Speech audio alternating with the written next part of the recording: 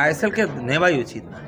ISL না করে আমাদের যে ফুটবল হয় যেভাবে হয় সেটা ভাব 8টা 10টা ফুটবলে আমরা হিরো হয়ে গেছিলাম। আইএসএল আসার ফলে ভারতীয় ফুটবল ডেভেলপ হয়নি, কিন্তু আমি মনে করি, আমি সবসময় বলেছি আইএসএল আসার পরে ইনফ্রাস্ট্রাকচার, যে ফুটবলের যে ইনফ্রাস্ট্রাকচারটা কিন্তু ডেভেলপ হয়েছে। অ্যাকচুয়ালি এটা একটা এক্সপেরিমেন্ট চলছিল অনেকদিন ধরে, দীর্ঘ 10 বছর ধরে একটা এক্সপেরিমেন্ট চলবে বলে তারপরে একটা রিভিউ করা হবে, এরকম একটা পরিকল্পনা ছিল। তাতে লাভ কিছু এই মুহূর্তে আমরা কিছু দেখতে পাচ্ছি না। আইএসএলে এত বিদেশির এগেনস্টে আমাদের এই ভারতীয়রা খেলছে, তাতে তো আরও ইমপ্রুভ হওয়ার কথা, সেটা না হয়ে আমরা আরও পিছিয়ে যাচ্ছি। এক্সট্রা টাইম না, আইএসএলকে নেওয়াই উচিত না। আইএসএল না করে আমাদের যে ফুটবল হয় যেভাবে হয় সেটা ভাব 8টা 10টা ফুটবলে আমরা হিরো হয়ে গেছিলাম। আমরা দেখতে পেয়েছিলাম ওখানে খেলে কত ভালো হয়, এটা হচ্ছে না। আইএসএলে তুই ভাব না, আইএসএলে লাস্ট প্লেয়ারটা কিন্তু কি করতে, ওকে তড়াবে না কেউ, ও নাচছে, ও বলছে গোল গোল গোল গোল। আর সবচেয়ে বড় কথা হলো ইউরোপিয়ান প্লেয়ার আমি অ্যালাউই করতে দেওয়া না, আমি যে থাকবো। বাংলার ছেলে কি হচ্ছে কম না, কি ভালো ভালো খেলে ছেলেরা, সেইগুলোকে বাদ দিয়ে এটা করা কিচ্ছু হচ্ছে না। আইএসএলে তুই দেখবি কিচ্ছু করতে পারছে না। 6 বছরের মধ্যে আমরা জিতিনি, এসছে লজ্জা কি? যে আইএসএল আসার ফলে ভারতীয় ফুটবল ডেভেলপ হয়নি, কিন্তু আমি মনে করি, আমি সবসময় বলেছি আইএসএল আসার পরে ইনফ্রাস্ট্রাকচার, যে ফুটবলের যে ইনফ্রাস্ট্রাকচারটা কিন্তু ডেভেলপ হয়েছে। অ্যাকচুয়ালি এটা একটা এক্সপেরিমেন্ট চলছিল অনেকদিন ধরে, দীর্ঘ 10 বছর ধরে একটা এক্সপেরিমেন্ট চলবে বলে তারপরে একটা রিভিউ করা হবে, এরকম একটা পরিকল্পনা ছিল। তাতে লাভ কিছু এই মুহূর্তে আমরা কিছু দেখতে পাচ্ছি না। এটা যেটা ভেবেছিলাম যে বিদেশি খেলোয়াড়রা যদি ভারতবর্ষে আসে, তারা ইন্ডিয়ান প্লেয়ারদের সঙ্গে যদি খেলে, খেলোয়াড়দের ডেভেলপমেন্ট হবে, কিন্তু খেলোয়াড়ের কোয়ালিটি সেই লেভেলে নেই বলেই আমার মনে হয় ডেভেলপমেন্ট হচ্ছে না। লাভ তো আমরা দেখতে পাচ্ছি না। কেন, ধরো 133 তো অনেকটা নেমে গেছে। ধরো আমরাও যে সময় ভারতীয় দলে খেলেছি সেই সময় 96 ছিল র্যাঙ্কিং, 98, 2000, 2001 অবধিও 96, 94 অবধি এসছে। তারপর থেকে পিছোতে শুরু করেছে। এবার আইএসএলে এত বিদেশির এগেনস্টে আমাদের এই ভারতীয়রা খেলছে, তাতে তো আরও ইমপ্রুভ হওয়ার কথা, সেটা না হয়ে আমরা আরও পিছিয়ে যাচ্ছি। এটা কেন হচ্ছে, এটা মানে একটা অনুসন্ধান করতে হবে যে কেন এটা হচ্ছে। এটা আইএসএলের সাথে কোনো দরকার নেই। আইএসএলের সাথে উচিত ছিল, আমি বলেছিলাম জানিস ওনাকে, ওই মহিলা যিনি আছেন তাকে বলেছিলাম যে আমাদের টাইম দিই।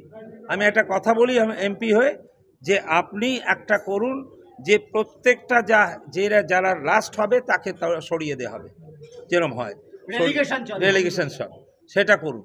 সেটাও হচ্ছে না। ওখানে ফার্স্ট যে জিতেছে সে নাচছে, আর 3 যারা 6 নম্বর আছে সেও নাচছে। এটা কোনো মানে হচ্ছে? কিন্তু আমাদের সময় আমরা যখন খেলতাম, 2-1টা বিদেশি আমাদের সময় এসেছিল, তাদের সঙ্গে খেলে কিন্তু আমরা উপকৃত হয়েছি, এটুকু বলতে পারি। অতএব এই বিদেশিদের সঙ্গে খেলার যে একটা ভয়ের ব্যাপারটা ছিল সেটা অনেকটা কেটেছে, কিন্তু খেলার পারফরমেন্সের মান কিন্তু উন্নতি হয়। আপনি অস্ট্রেলিয়ার প্লেয়ার নিয়ে আসছেন, আপনি কোথাকার প্লেয়ার নিয়ে আসছেন? আমাদের ছেলেরা কম আছে নাকি? এখন বাঙালি, আমি হাওড়ায় থাকি, হ্যাঁ, আমি ওখানকার এমপি, আমি যে দেখি মাঠের মধ্যে খেলা ভর্তি হচ্ছে সব বাঙালি ছেলে। তুই বিশ্বাস কর কি ভালো ভালো ছেলে আছে। সেটা কোয়ালিটির জন্য এটা হচ্ছে। অ্যাকচুয়ালি ট্যালেন্টেড প্লেয়ারটা ভারতবর্ষে এখন কম, বিশেষ করে ট্যালেন্ট তো ফুটবলের যারা আছে তারা বেঙ্গল থেকেই এসছে সারা জীবন। আমাদের সময় ইন্ডিয়া টিমে কম করে 8 থেকে 10 জন বেঙ্গলের ছেলে ছিল।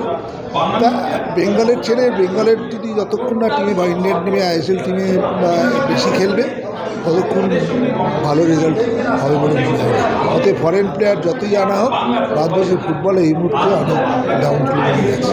আমি যেটা আমার সবচেয়ে অবাক লাগে, যেটা এখন আওয়াজটা উঠেছে, আমি কিন্তু অনেক দিন ধরে এই আওয়াজটা তুলছি, কারণ আমাদের সময় দেখো বিদেশি কোচের রমরমা ছিল, তখন কিন্তু একটা সিঙ্গেল কোচ আসতো, তার সাথে সাথে কিন্তু সাপোর্টিং স্টাফরা আসতো না। তাহলে আজকে আমাদের দেশে ফুটবলের রীতি হয়েছে যে লাইসেন্স করো। লাইসেন্সিং প্রক্রিয়াতে আমাদের অনেক এক্স প্লেয়াররা যারা ভালো ভালো লেভেলে খেলেছে, ইন্ডিয়া খেলেছে, জাতীয় পর্যায়ে খেলেছে, তারা করছে, তারপরও কিন্তু তাদের কাজ নেই। তো আজকে আমার কথা হচ্ছে, যদি আমি বিদেশি কোচদের এনে আমরা যদি সাকসেস না দিতে পারি, তাহলে আমার দেশীয় কোচকে তাহলে আমরা তৈরি করে লাভটা কী? ইমপ্রুভ যখন হচ্ছে না, তবে আমাদের দেশীয় কোচদেরকে দিই না। তো এই জায়গাটাকে ধরতে হবে, তাতে আগামী দিনে মানে ভারতীয় ফুটবলকে কীভাবে ইউথ লেভেলকে আরও বেশি স্ট্রং করতে হবে। মানে ইউথে তো আমরা সবসময় ভালো রেজাল্ট করেছি আমাদের সময়, সেই জায়গায় ইউথ লেভেলটাকে আরও ভালো করতে হবে, তাহলে মনে হয় ভালো জায়গায় যাবে। পয়সা নেই যখন বলছি, তাহলে কিন্তু আমরা বিদেশি কোচের পেছনে এই অযথা পয়সাগুলোকে ওয়েস্ট করছি কেন? সেই পয়সাটা আমরা গ্রাসরুট লেভেলের ইনফ্রাস্ট্রাকচার তৈরি করি, গ্রাসরুট লেভেলে খরচ করি, বাচ্চাদের তৈরি করি এবং দেশি কোচদের দিক। আমার মনে হয় আগামী দিনে আবার ইন্ডিয়ান ফুটবল আবার বেটার জায়গায় আসবে। extra time.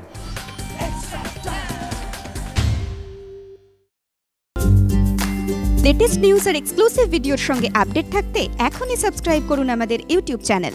বেল আইকনে ক্লিক করতে ভুলবেন না যেন।